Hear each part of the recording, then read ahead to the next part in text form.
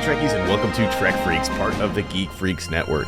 On this podcast, we record. Yes, we do record because it's a podcast, but we also analyze and review every episode of Star Trek, starting all the way back with the original series. I'm Kevin, and I am joined by Jonathan. Hey, how's it going, Kevin? Oh, dude, it's going great. How are you? I'm fantastic. I'm ready to review another episode of Star Trek. Can't wait. Today, we're reviewing the original series, Season 2, Episode 11, Friday's Child. I am trying to think of how the name of the episode really reflects what the episode is. Like, usually when I see the title of an episode, I try to guess what's going to happen in the episode. This one, I had no idea. Yeah, no, and so I had the same thought, like, what the heck does Friday's Child mean? I looked it up. I looked on IMDb and was going through some of the trivia, which I couldn't find very interesting trivia to share, unfortunately, except for the fact that Friday's Child was named after a children's song, like a lullaby, that has Friday's Child in it, or maybe the name of it, but I didn't look up what the lullaby was because I've never heard of it, so it's probably from many moons ago. But yeah, I guess that's what they named this after. Nice. The more you know. That's awesome. Right. Well, before we get started, as always, I got a question for you. Oh, shoot. I like it. If you were to name your own child after one or more members of the Enterprise, and doesn't have to be the Enterprise, but I thought it'd make it easier if it was. It's up to you. What would your baby's name be? So I thought about this because obviously I got a baby's a little over a year now. And so this was definitely something I had to consider a year ago. I like the name Tiberius. Ooh, okay. To be his first name, James Tiberius Kirk. He would take his, but what I actually pitched to my wife, that was actually, Tiberius was on the list. I made a long list of suggestions so I can get something from geek culture in there. And I also pitched Tuvok, Neelix, and Tuvix.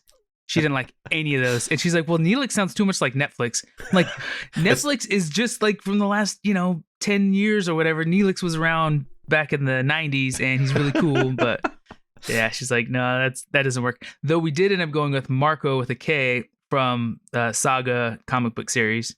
So I was able to squeeze in some kind of geek connection in there, even though nice. It's not from Star Trek. How about you? I only thought of a boy's name because there are too few women in Star Trek that are in a prominent role, at least until later on much later on, unfortunately, but it took that long. But for a boy, I think I would go with Scott for Scotty, Miles, as in Miles O'Brien, the most important man in Starfleet history, according to Star Trek Lower Decks.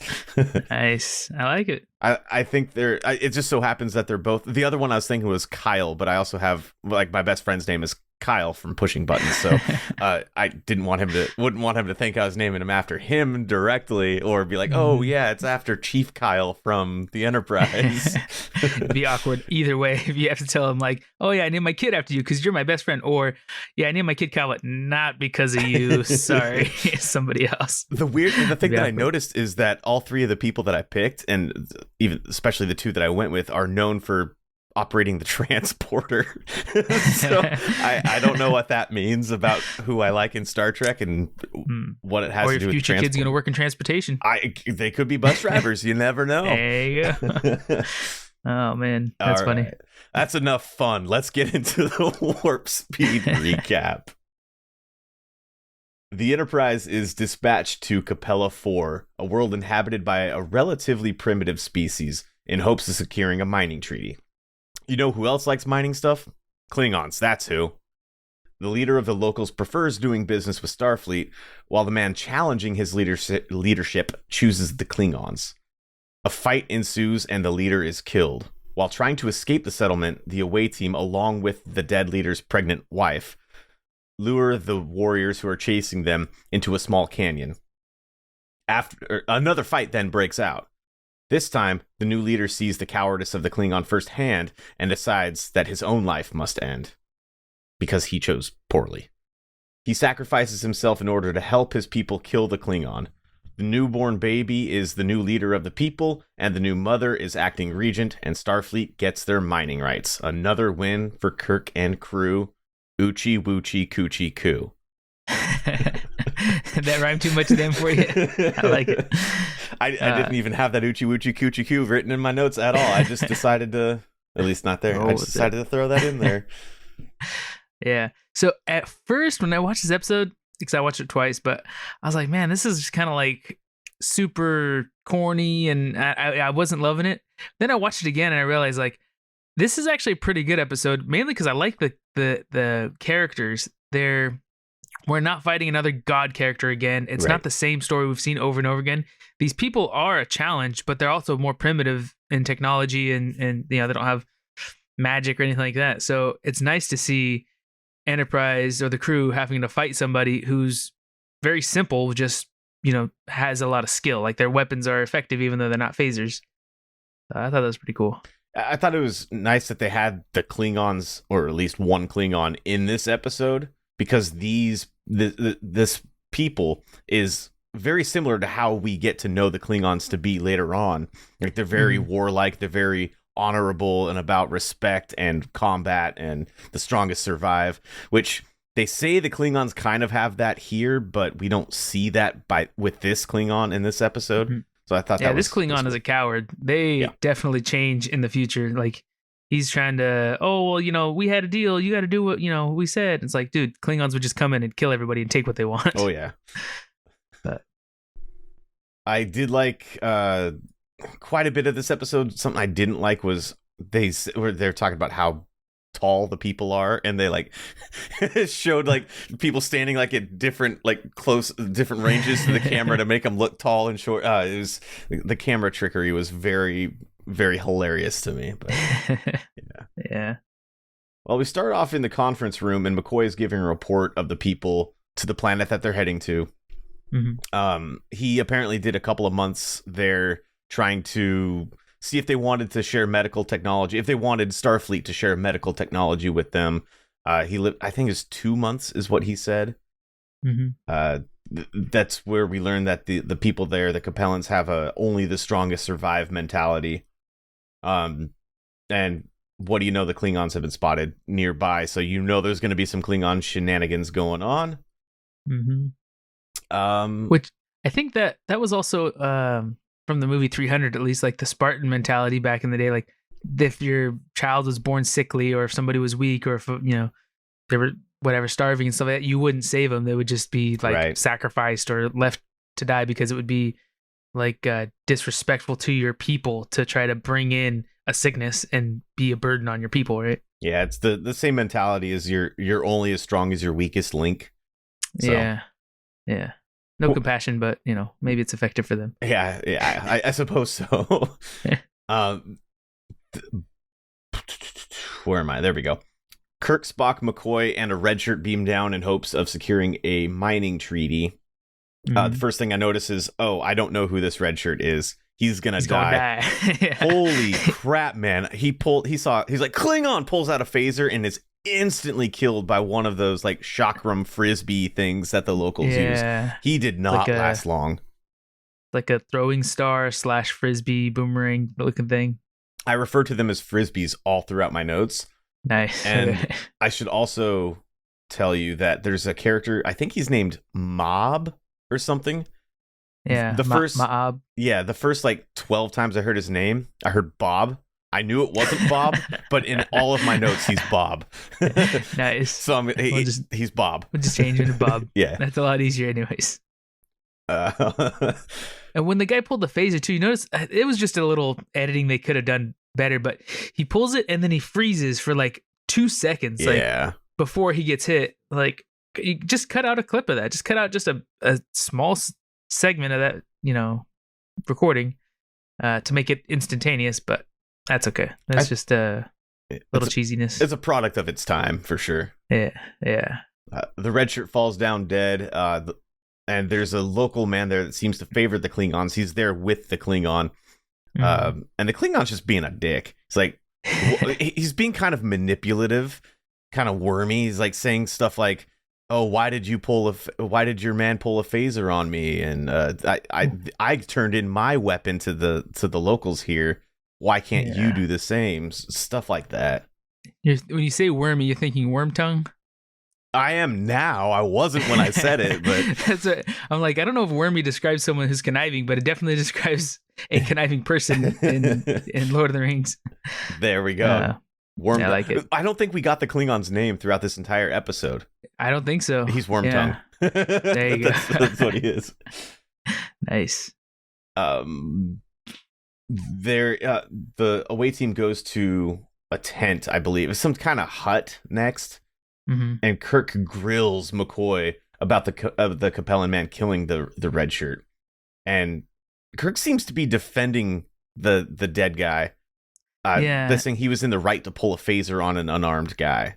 Because he says, he saw a Klingon. That was his natural reaction, is to, try to shoot him. It's like, that shouldn't be your natural reaction. Right. You should naturally, lean towards peaceful resolution. And then when you're threatened is when you pull your phaser. But he was emotional. That's why their ships have a yellow alert and a red alert. Like, the guy should have been on yellow alert. He shouldn't have just immediately pulled out his phaser. Kirk says if there's a Klingon down on the planet, there's probably a ship up there. And right on cue, the Enterprise detects a Klingon ship. Mm-hmm. It was on the very edge of their sensor ranges, right? Yeah, and it was like hard to... Like, they're kind of having a hard time keeping up with it while staying in orbit of the planet. Mm-hmm. I noticed as Kirk was pacing around the little tent hut thing that he was in, how low the ceiling of that thing is. If these people are supposed to be so big, so tall, why would their huts not be bigger? Yeah. Maybe they like kind of hunch over to get in and then they just sit. But I mean, they're pretty, for being somewhat primitive, they're very like developed. So they didn't, develop in technology so much, but they've developed in like culture. So yeah, you would think that they wouldn't have uncomfortable accommodations for themselves. Well, that brings up my next point. You said that they don't have much technology. Where's the Prime Directive in all of this? True. Yeah, they definitely don't have warp travel. They don't even have, doesn't look like they have space travel. Yeah, they didn't know that the Klingons were there, so it's not like they already had they've already been introduced. So they didn't even talk about the Prime Directive or General Order 1 or whatever they call it. Yeah, well, I think now they've adopted the Prime Directive, but yeah, that's totally true. There's no reason for them to be there at all. They're literally just trying to make a trade agreement. Maybe there's more civilization to this planet. We're more developed and has space travel and stuff we just didn't see, but they definitely didn't hint at that. They wanted to depict them as a, very simple kind of people. So yeah, like this tribe is supposed to be indicative of the entire race of people on the planet. So yeah. They're living in huts. They don't have like scanning technology and stuff. Maybe they seemed comfortable though with the aliens that are coming to visit them and the technology that they're bringing. So maybe they have a history of interacting with other alien species, and the Prime Directive was thrown away, before it was formed or something like that. They were already a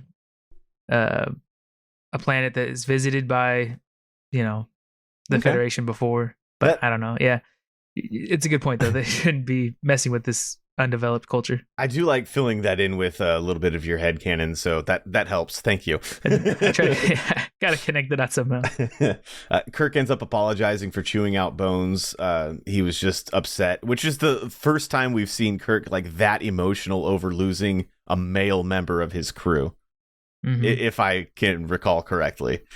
Though it's good because we see him lose crew members like so frequently, and a lot of times it seems like not that it doesn't faze him, but it's like, hey, we got to move on because there's so much more. There's 400 other people I got to worry about. So it isn't like pump the brakes. We have to stop. This is not acceptable. My whole career is done because I just killed somebody. No, it's like, we got to carry on though. This is the mission. He knew there was a chance he would die. And in other iterations, we see that like, no, a death of a crewman is like the worst case scenario for a captain. And it derails everything they're doing usually. So it's good to see him put a little more weight into it, I think. Yeah, it was really good to see that, because it's like, oh, I guess he does actually care about his crew for all the times he says that and doesn't really show it when people die. But yeah, I guess they're trying to go for a lighthearted show, and they probably had strict rules. You can't talk about death that much because it's too depressing. And That's true. Yeah, that's true. They didn't really dive into like an emotional side at all. It's all scientific exploration and kind of lighthearted. So yeah. now Star Trek definitely peels the newer stuff peels back layers of emotion way deeper. But Oh yeah, for sure. yeah, Particularly Discovery, that for sure. Yeah. but a new generation, we're definitely a new audience. So Yeah. I think it fits a lot better now. Oh yeah.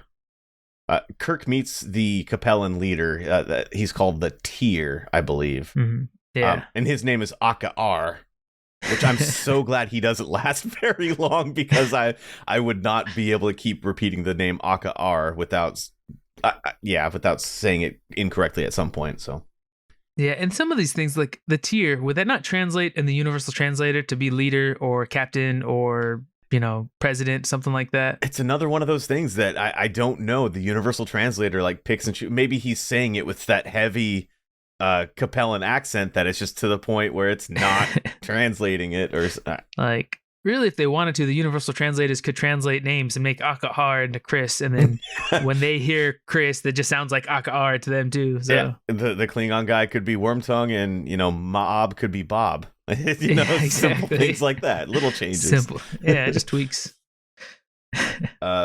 Bones insults the Klingon because the Klingon is there talking shit once again about Starfleet, and Bones knows how the society there works, so he insults the Klingon, and all the locals are laughing, which is kind of nice to see Bones be like, the big man on campus, I know how to take care of a situation like this. I liked that. Right. Doing a mic drop. Exactly. Clearly the leader of the Klingon, clearly the leader and the Klingon's friend. All right. Okay, this is before we learned Bob's name. Sorry, I was trying to parse my notes. This is where we see that Bob and Aka are at odds with each other. They don't there's a power struggle going on. Yeah, he doesn't agree with the leader's choice of leadership or style of leadership, whatever. Kirk explains that Capella will always be theirs if they ally with the Federation. With the Klingons, they'll be conquered, because the Klingons are conquerors. They're deceitful. They're, I'm going to say worm-tonguey. But that's totally true too. What we know later from Klingons is that that's all they do, is they conquer. At this time, these, softer Klingons, maybe that wasn't so apparent, but they wouldn't even sit down and have a conversation with these guys. They probably would have attacked, and if only they saw of impressive resistance, a good fight, a battle between them, then it's like, okay, let's sit down at the table and we'll eat and drink and come to terms or something like that. But if you don't show you're powerful enough to be a challenge or a good ally, then they're just going to conquer you and take all what you have. Yeah. I just thought of some decent headcanon for why the Klingons are more like behind the scenes and sneaky kind of, and we see fewer of them than we do later on. Whatever disease that they had, and this is total headcanon, the disease that they had, or the thing that made them get rid of their ridges for a couple of 100 years to try to explain why they don't have ridges in the original series, they're still embarrassed, and it's a sign of dishonor to be out in public like that. So they're trying to do as much behind the scenes as possible, and they have to kind of adopt this more spy-like manipulation of people rather than going out and straight up conquering, unless they're the Klingons that have the ridges. So in my mind, that makes me feel so much better thinking of it that way. Yeah, like they were maybe like a genetic offshoot at some point or whatever. Like they're a different breed of Klingon, and if they stir up too much, if they've caused too much turbulence or whatever, the big daddy Klingons are going to come over and say, no, you guys are disrespecting our name, and destroy them all. So they're trying to do the Klingon bidding without raising too many alarms. So they're trying to be sneaky about it. Right. I like it. That's awesome. Man. Aka-R says that the sky does not interest him. So that's when I was like, they're not warp capable. That means prime directive being broken all over the place. So what's going on? Red alert. What the heck? They don't even care about going to space. They're just happy living on our own planet. Yeah. Back on the Enterprise, the Klingon vessel disappears. They can't find it anymore, but they are getting a distress call from the... is this where we find out? It doesn't matter. It's from the SS Deirdre, which is a freighter. Yeah. So they go out after that to try to help do what Starfleet does. Yeah, it was SOS. Back on the planet, there's a battle going on. Like, this battle just started randomly in my eyes. Like, it just picked up out of nowhere. I knew that Bob was going to go after Akar. I didn't think it was just going to be, here's the Enterprise. There's a distress call. Holy shit, back on the planet, it's a battle. Yeah, it was just like it was a mutiny, right? They're trying to take over, destroy, kill the leader and take over leadership. Yeah. Kirk is attacked, but fends off the attacker. I put that's actually where I put it's a coup attempt. Bob is trying to take over, and as Bob throws another frisbee, the sound effect is just freaking hilarious. It's another one of those. Hopefully, Frank can splice that in. That would be great. It's very cartoony sound effects all throughout this episode. I hate it and I love it. I love that I hate it. So yeah. While they should make a toy of that frisbee that makes that sound effect. Like, you push a button on it. That'd be so easy for them to make. If they I don't know, when they remaster these and stuff like that. But like, if this rewatching these takes on like a big interest to the next generation or whatever, and they get new merchandise, that would be an awesome thing to make. That would be so like specific that I couldn't see them actually doing it, but it'd be great if it happened. I'd love that. While the battle rages, the Klingon is rummaging through the tent. He grabs a sword and attacks Kirk. I think he's looking for weapons and communicators and stuff. He grabs a sword and attacks Kirk. Kirk takes him down pretty quickly, pretty easily, and starts questioning him until Bob comes in and orders Kirk to release the Klingon, Wormtongue. So this also supports your idea that these type of Klingons have some kind of disease or whatever that makes them not like other Klingons, because he's weak. He's easy to defeat, when a regular Klingon is like a bear of a man that, would take 3 men to take him down. So, well, the way they kind of explained it in Enterprise, and I may have touched on this before in a different episode of Trek Freaks, in the prequel series Enterprise, there's they're trying to figure out a way to use like the Khan style augmentation DNA gene manipulation to make the Klingons even stronger, and it backfires and takes their ridges, or maybe it didn't take but the cure to them. It made them sick and they started dying and they were weaker. So they used some of Archer's blood to make a cure for all that. Half human. They have like human DNA, like that's helping to heal them. Yeah. Oh man, that's crazy. And it causes the genetic effect of losing the ridges, and it's a thing they explain it away so quickly, saying that the ridges will probably come back in your society within the next couple 100 years. It's just like, okay, that explains it. That's why we don't have ridges. B'Elanna would have loved that treatment. Yeah, exactly. Bob is now the the leader. Akar is dead. The Klingon Wormtongue, sorry, I'm calling him Wormtongue, tries to talk Bob into killing Kirk. Kirk says that a fight between Wormtongue and Kirk would probably amuse Bob. So that was some pretty quick-witted retort from Kirk. Yeah, it's like, you want to pick a side, you want to do business with me or with him. You know what? Let us just fight it out, and we'll see. That'll be amusing for you guys, and the victor will be the stronger of the two. So you want to do business with somebody strong, not weak. Let's just fight, right? Yeah. Bob starts to like Kirk and saw fear in the Klingon's eye, which that worked out really well in their favor. A pregnant woman from earlier that I didn't mention, she was introduced in a couple scenes before this.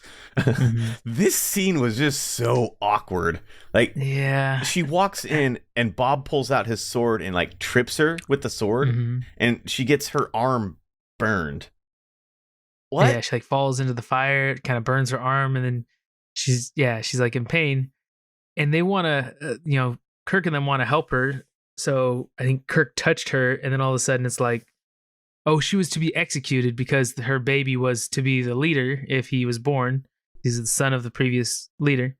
And so, yeah, they're going to execute her, and Kirk tries to help her, and all of a sudden it's like, oh no, now she deserves to see him die because he touched the wife of a king, pretty much.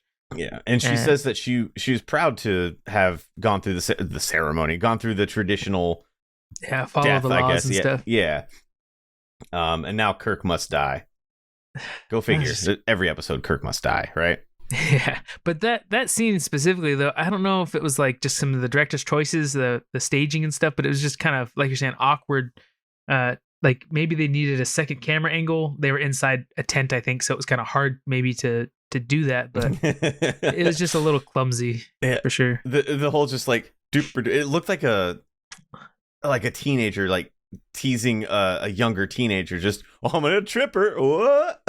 Yeah, that and then I didn't care her for falling too was just maybe if it was a cut in between there, but her falling didn't look very realistic or believable. And then she's just, there's a viral video from a long time ago of a woman falling while she's like stepping on grapes, and she makes a screaming sound like, "Whoa!" That's what this woman sounded like as she was falling. It was cheesy. Everything about it was cheesy. Yeah. Scotty orders the Enterprise to go toward the Deirdre because the distress call saying that they're under attack from Klingons. Uhura is being like, well, what about the away team? I love that Scotty says our duty is to people that need help. We'll come back for these guys. We have to follow the distress call. That's why I chose him to be my first officer, like however many weeks ago that question was asked. Yeah, he's very good about logical reasoning and sticking to the book. Like, this is what we're supposed to do. This is how we're going to do it. It's all going to work out fine. Right.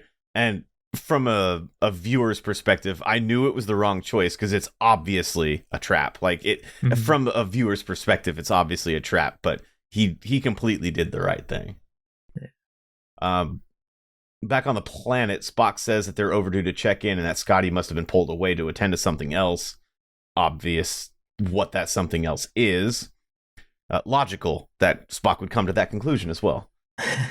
Bones says he's going to try to heal the woman, a crime for which they can only kill him once, which I thought was a pretty clever line. Bones gets the best lines, man. They do good writing for him, for sure.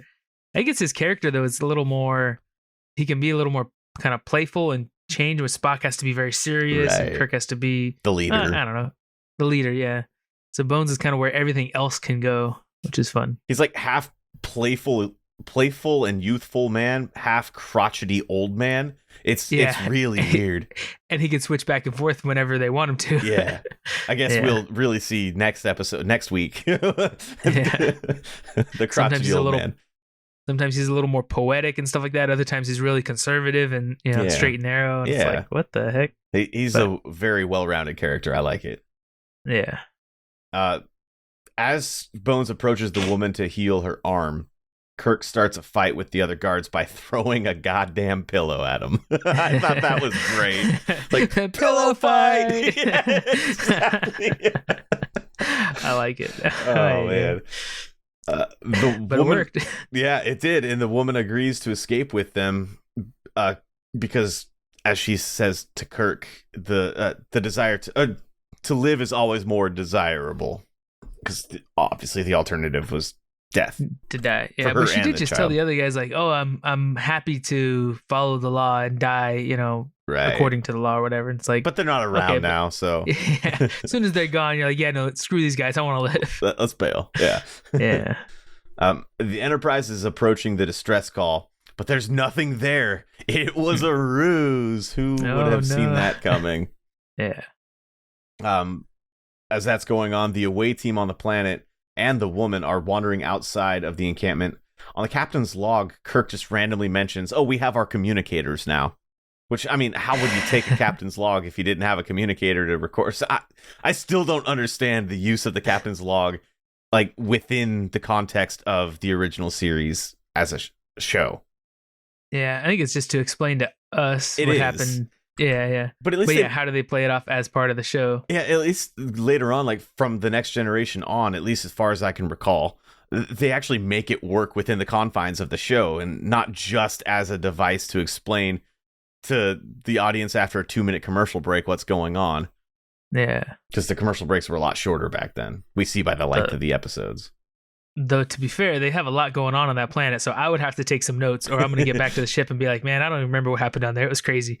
Well, I guess it's easy for me because I have, 5 pages of notes on this episode, so I've been doing my own audience log, I guess, the entire time, so. All right. Um, oh, and now the pregnant woman says that she hates the child that she's carrying.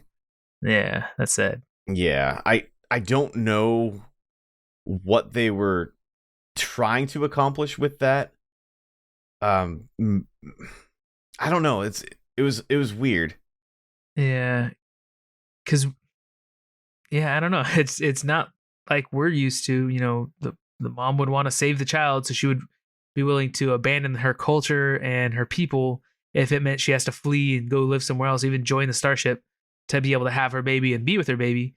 But we're seeing that this lady is like, no, I'll abort this child if I have to, and if it means that I maybe won't die and I can rejoin my people, then that's what I'll do.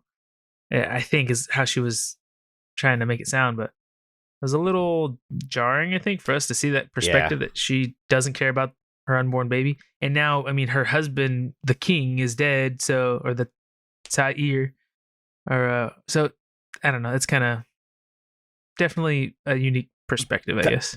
I was kind of thinking of it like if this were Game of Thrones, what situation would make the mom not want to have the kid? And it's like, okay, a dead king dad with somebody who successfully took over by killing the king.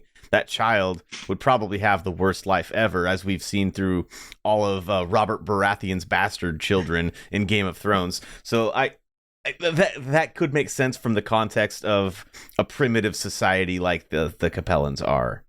Yeah. The most likely thing that would make sense, I don't know, in my mind, is that the new leader would marry her to his brother or a near relative. Unify the bloodlines or the family. Yeah. So that kid can still be born, but he's not going to be king. Or when he's born, execute him, whatever. But she will kind of help tie in the followers of the previous king to him. Right. So I don't know. That might have been too much political intrigue for whatever remaining part of this episode is left. 50-minute episode. Yeah, exactly. Yeah. Bones is still trying to help her, but she's not wanting help. But he's being pretty stern, and she actually lets him see her burned arm. Mm-hmm. As that happens, the Capellans are approaching. So Bones really goes in to try to inspect to see how the pregnancy is going, because she's going to be in labor any moment now. So he touches the woman's belly, and she slaps him twice, and then he slaps her back, and the look on her face was like, oh, I like this guy. Right. I mean, imagine we're talking about how close these people are to Klingons. Well, right. If he's a little sissy man, that she's like, no, you don't have the right to touch me. But if he's a manly man who's gonna smack her around if she doesn't sit still and do what he needs her to do, then she respects that, I think. So that was kind of funny. All of a sudden, she's like, oh, okay, you can touch me however you need to. Yeah. Just do your doctor shit on me now. It's okay. And nobody else can touch me. You're approved. Right. Kirk and Spock attempt to use their communicators to make a sonic wave type thing that is to knock down the loose rocks from the canyon up above, so it can block the direct path to them, so that the people chasing them have to go all the way around the canyon. Mm-hmm. Have we ever seen before or after this communicators being used in such a way? I don't think so. It seems like something you'd be able to do with a phaser, maybe put it on a real low, broadband setting or something like that would just have some kind of an echo. But to do that with a communicator, I don't think we've ever seen anything like that. It's an ingenious workaround within the context of the show, but the fact that I don't think it ever happens again. It's like a one-off. I guess they don't overuse it like they do reversing the polarity or something. So it just seemed kind of out of nowhere that it's capable of doing that, and it's never done anything other than being used as like a two-way radio before. Yeah, it would have been nice if they found a little bit different way to make that happen, but and something that wasn't so painful I was watching it with headphones on, so yeah, that was pretty loud. And it caused an explosion. It didn't just cause an avalanche. There was a freaking, it was like somebody set off a stick of TNT in there, like a C4 something. Yeah. They could have had a scene a small bit earlier in the episode where someone had rigged the king's chair to explode or something like that, and Bones finds it and disarms it, or Spock finds it and disarms it, and then they realize that there's going to be an attack, and that starts the coup. Then the coup, everyone rushes in to fight him. They realize that it was disarmed, blah blah blah. But at that point, now they have an explosive they can later use for the scene. I like that a lot more than just, oh, we have our communicators now, and oh, they do this, by the way. Pretty lucky that that's the case.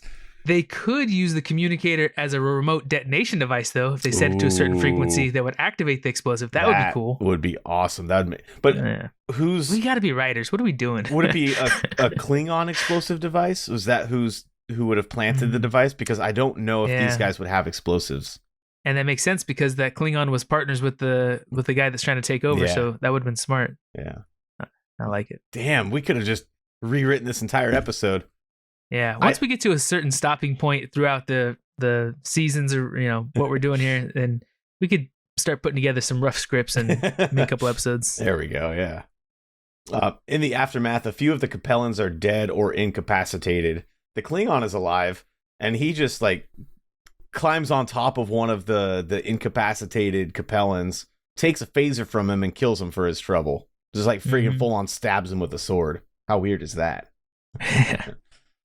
So where was he holding the Enterprise crew's phasers?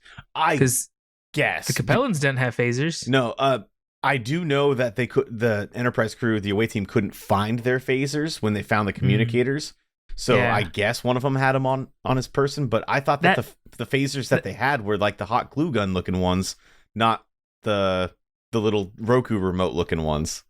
Yeah, and I think that makes sense that that's what the Klingon was searching for when they came in and they all fought. He was probably digging around trying to find the phasers because that's a big upper hand in any battle there. Mm-hmm. Oh, sorry, I popped my neck. Bob and Wormtongue chase after the away team. Bones and Kirk are talking, but clearly in this scene, the actors are dubbing in the voiceovers, and it's rough. We've mentioned it, particularly you have mentioned it in a couple episodes. I think Frank even did in one, but this one was so bad. Yeah, and they call it looping, where they have to record their audio again afterwards, but they do it a lot, especially in outdoor settings. So if it's not a stage set where they can kind of control the sound, they're out here in the middle of the rocks. I don't know if this is Vasquez Rocks. I know on Voyager they use a place called Vasquez Rocks a few times, but they can't control the wind or the environment. Right. So you can't. You have to re-record the audio and try to make it match. But you also, when you're out there on the set and you're moving and you're breathing and stuff like that, it's natural when you're later on sitting in a recording booth and you're calm and you may have filmed this 3 weeks ago and now you're just now doing the audio for it. You have no idea what scene you were in, or you could have only been a part of a scene and you don't even know the story that was going on. So recording afterwards probably very hard to make your voice match, and then for the editors to make that match the video. Right.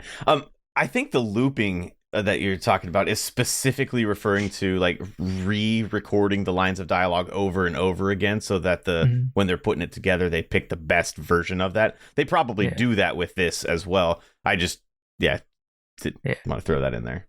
Yeah. While trying to climb up the mountain, Kirk attempts to help the woman up. Did we ever get the woman's name? I think it was mentioned it's La'an, which is La'an. I'm thinking La'an because it's La'an Noonien Singh from Strange New Worlds, but it's something similar to that.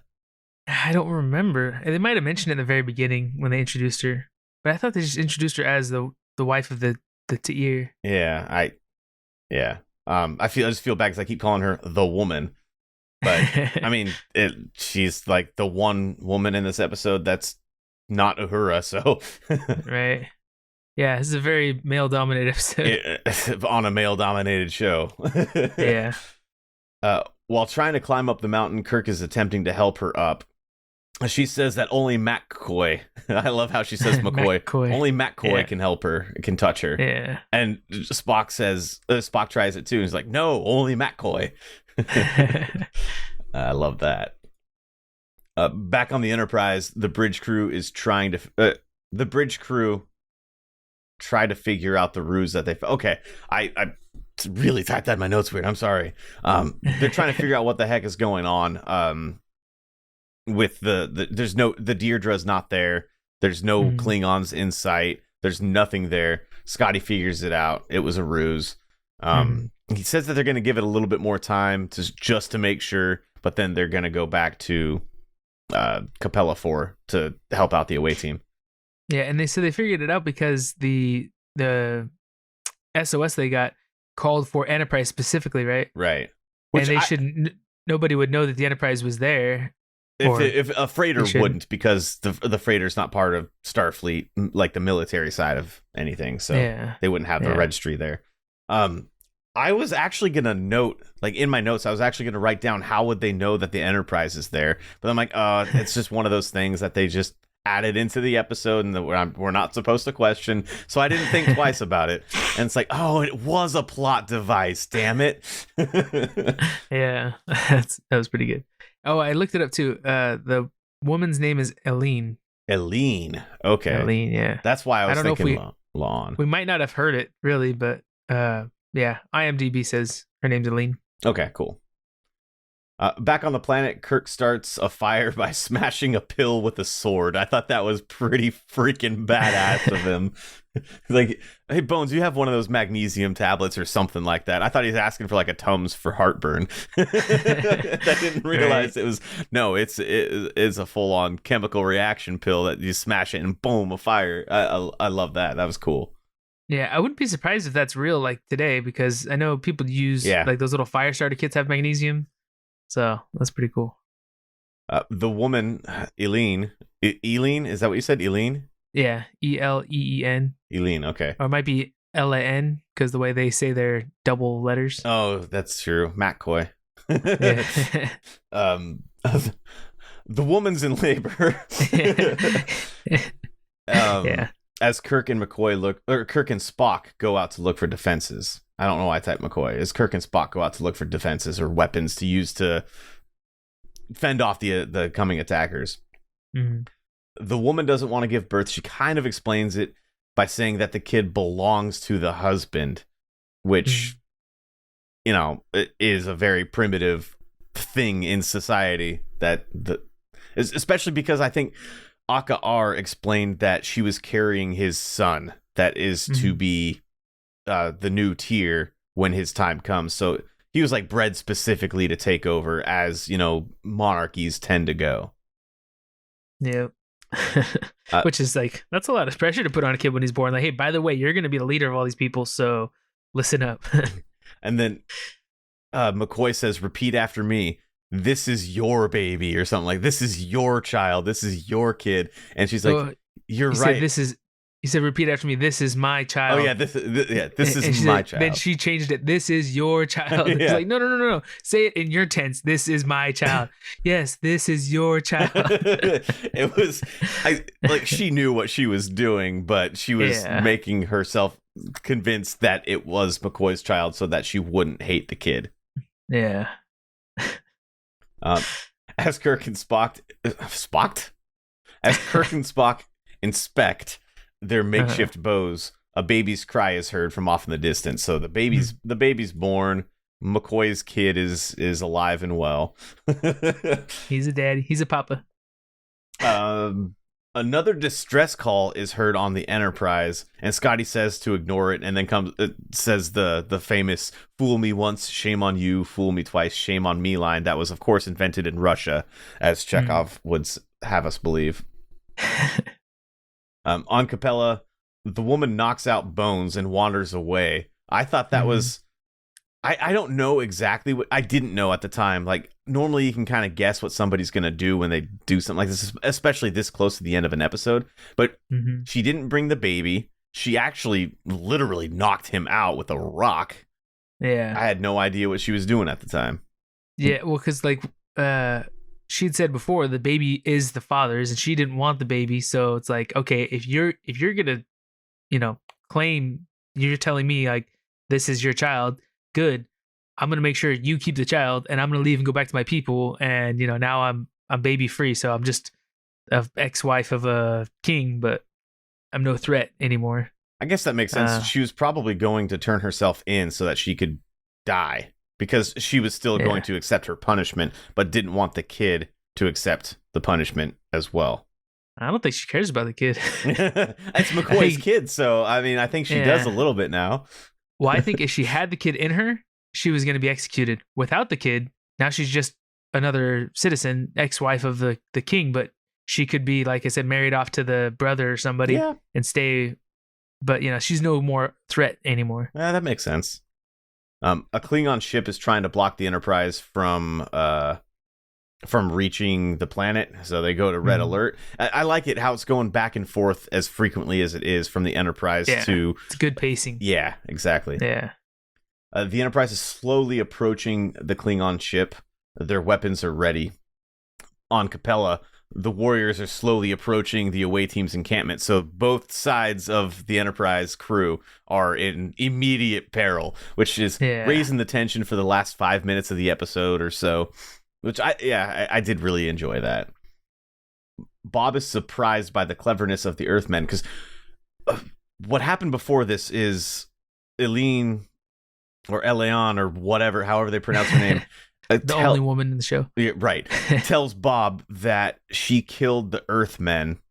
Yeah. And so that's kind of her way to buy her trust back into the tribe too, whatever's. Right. I went ahead and took care of that. I know I made a mistake. I ran away, but I also was using this as a ploy to get rid of that bastard child that would try to take your throne and execute these traitors that came and tried to, ruin our laws or, break our laws.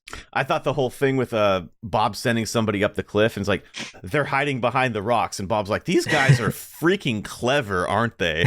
Who would have thought to hide behind rocks? I mean, man, these guys are just brilliant. Yeah. There we go. The Klingon was going to go after the away team, but then he took an arrow to the knee. So I couldn't help it.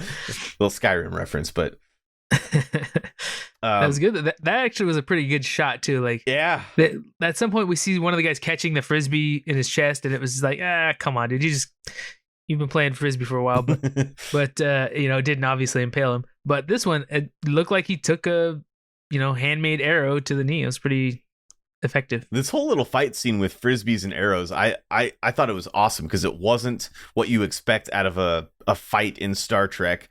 And people always talk about the Gorn fight. I think this one was so much better. Well, it was obviously better in a lot of different ways. It wasn't as cheesy, but I just love that they each have their own like homemade weapons, like kind of like they were trying to do with the Gorn. Yeah, and the different elevations I think helps give it perspective and stuff too. Right, yeah. The away team had the high ground Anakin. I mean, sorry, crossing streams there. The Klingon uses the phaser that he took off of the Capellan that he killed. So this is when I put in my notes that these are not the Klingons that we are used to later on. There's no honor. So, yeah, that's when I had to try to think of some kind of way in my brain to rectify the fact that this Klingon is used to represent Klingons in TOS, but that they're so vastly different than they are. We already explained all that, though. I like it, though. I like the explanation. But then, you want to talk primitive, Kirk wants revenge on the Klingon, and he wants to go after the Klingon, and Spock's like, for revenge? And he's like, well, why not? So... Bob realizes that he puts all of his eggs in the Klingon basket, as it were, and he was wrong. So the woman gets her life back. She's owed her life back, and his life is now forfeit. So he goes up to the canyon, approaches the Klingon, and the Klingon kills him, but it brings the Klingon out to the open enough for somebody to frisbee the Klingon to death. Yeah. You think that was like because he put all his eggs in the Klingon, and they realizing the Klingon is not the warrior that they expected him to be? That's the real failure. Yeah, that could be like he was not all he's cracked up to be. He wasn't the Klingon. Maybe I guess they explained it in the episode kind of, and we just filled in a couple gaps. But I think the way that I took it was that we're meant to believe that this is how the Klingons actually are, is how Wormtongue is. Like that. I don't know. because these local people are so, like they don't save the weak. They don't need Right. medicines because only the strong survive. And so now they're seeing that this Klingon is actually weak, even though he may talk like Right. the other kind of Klingons. He may speak of honor and fighting is whatever, fight to the death, but he isn't proving it. Like, he's demonstrating he's more of a coward than they thought, I think. I thought it was a very just ending. He got his was just desserts. he, Yeah. he got his eternal reward. I'm crossing all kinds of streams now. It's all right. I like it. Where am I? The Enterprise is finally there, and the Scotty and people end up rushing up right, after the nick of time. So too little, too late. And I think Kirk even mentioned earlier is like the cavalry's not just up the hill anymore, or like they're not where they need to be at the last second anymore, like they used to be. Something along those lines. Bones helps to teach the new mother how to hold her newborn child, and in doing so, also teaches Spock the phrase "Uchi Wuchi Coochie Coo." I like that back and forth between Kirk and Spock. Spock's like, "I'm not familiar with this." Oh, it's a primitive Earth dialect. You should talk to linguistics if you want to know more about it. Yeah, that was pretty funny too. They usually have pretty good little ending jokes and stuff. I thought they should have ended it on that, but then they go back up to the ship, and the captain's log, he's saying that the treaty's been signed. They got the mining rights to Capella 4, and then they start talking about the child that was born and how Eileen named him Leonard James Akar, which Spock he seemed to take offense to. But they all start laughing. Oh, nothing happened. But what the hell about... This is what I'm talking about. They totally forget about the guy that died at the beginning of the episode. Rest in peace. Rip shirt. Damn it, red shirt. Yeah, they lost a crewman. They're like, everything's okay. This is, I chalk it up. This is a pretty good day in the end. Like, you just had a crewman die. Like, okay, now that you're all done with your adventure, you guys got to bury him or do the formal launching him into space or whatever you do. Yeah, it's just like oh man, this baby was born and Spock's name isn't in it. Oh, that's so great. And yeah, man, right. I don't like that disconnect, knowing what happened in the episode versus the upbeat ending, but it's a very consistent thing that I always complain about in Star Trek, and it's always there in the original series, so I just should stop complaining about it at some point, but I think I know myself better than that. It's all right. Yeah, but they do always try to end on like a funny, upbeat note, and a lot of episodes have somebody died or right, something devastating happened at some point. Yeah, they overcame it and all this stuff, but it's like, yeah, maybe not be so happy at the end. A little bit of sarcasm is great, but right, yeah, just they want to leave a good taste in your mouth. Or they could have been doing like a memorial service and then did the little joke or something, and it wouldn't be totally disrespectful, I guess. I don't know. Yeah. That'd be good. Like, yeah, the woman even is there with her baby at their little memorial service, and so they're honoring the guy that died, and then they are looking at the baby and they're like, "Oh, do you guys know what his name is, by the way?" And she tells them. They're like, "Oh my god, they named him after us. That's cool." Well, did you get any kind of moral message of this story? This is a tricky one. I mean, I don't know. I feel like more and more these episodes are getting harder to decipher, but because they're getting more complex, a little deeper. But maybe be careful who you trust. I don't know. Yeah, that's kind of what I got out of it. It was don't pin all your hopes on just one outcome, and that you need to be flexible with your opinions. I guess, yeah, I had a hard time coming up with it too, just because it was a good story.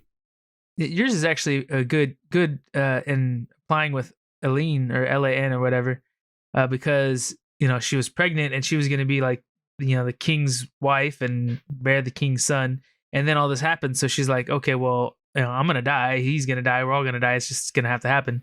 And she doesn't see the hope in these guys saving her, and she ends up being the leader while her son is growing to take over or whatever. So she didn't see that potential positive outcome, the hope. that they could offer. So she was just focused on, yeah, no, don't worry, we're gonna die, and just kind of giving up and urging towards, like, I need to follow the law and go down in history as a woman who followed the law and died for her people, kind of thing. But like, no, there's other options out there. And I wasn't just thinking about it from her perspective. I was thinking about it from Bob's perspective. Like, he pinned all of his hopes on the Klingon, and that too. That ended up blowing up in his face and cost him his life. So yeah, and just be flexible with your opinions. Use your wits. Use your own intellect to try to make your own informed decisions before just pinning all your hopes on one person or one thing. Yeah, and you have to consider other people's perspective, because not all cultures are the same. Right. So the way they see something, like Enterprise wanted to offer medicine to help them, and we're gonna have a mutual beneficial trading agreement here, and they're like, we don't want your medicines, your ointments and oils and all that shit. We want power, and so it's kind of, their values are very different. What do you give the episode? I'd give it probably a B-. Okay. It was a pretty good episode. There was just a couple scenes that were a little bit clumsy. They could have filmed a little bit better. Like I said, catching that frisbee in the guy's stomach was a little cheesy. Or the sound the effects phaser as shot well. sat a little too long. Yeah. Or tripping into the fire. It's just like some of those. I think those were mostly just like director's choices, and I hate to dog on a director, but I think some of those could have been tweaked a little bit, made better. The director, Joseph Pevney, he's directed quite a few episodes, and I think he even does the next one as well. Yeah. I give this episode a B. I thought it was good enough. Like, the story and the pacing and the writing were good enough to make up for the cheesiness. There was quite a bit of like remaster flaws, I thought. Like, they used a lot of grainy film in with the remaster and cut back and forth between like the original version and the remaster within the remaster. And I didn't care for that. But I couldn't let that bring my overall grade down, because I'm not judging it based on the remaster. I'm judging it as an episode. But yeah. And I think the story on the ship was pretty good. The getting diverted to save another ship and come back, and the Klingon ship is in their way and all that. So that was, not a big part of the story, but a B plot that was I didn't see any flaws in, at least. Yeah, I was gonna say, I was very glad that they added a B plot, because a lot of TOS episodes, it's only about McCoy, Kirk, and Spock. Like, it's only about those three people, and it's not really until this season that we start seeing more B plots with Scotty in charge of the Enterprise while the away team's doing their own thing. So it's like you're saying, there was good pacing between how they're going back and forth, and it's kind of raising the stakes, steadily, and you're building this anticipation for a climax that eventually we did get. So it's a pretty good episode. Yeah. Well, what did you guys think? Let us know. All of our Discord. I always say all of our Discord. I think it's because I looked at you on Discord when I was going to say that. But all of our social media links are in the description. And if you like the show, want us to spread around to more people, spread that Trek love, give us some reviews on or give us a review on Apple Podcasts, iTunes. We definitely would love it if you did, and we'll even shout you out on the show. And if you guys liked it, don't forget to join us next week. We're going to be reviewing season 2, episode 12, The Deadly Years. Oh, I can hardly wait. And until then, transporter room 2 to beam up.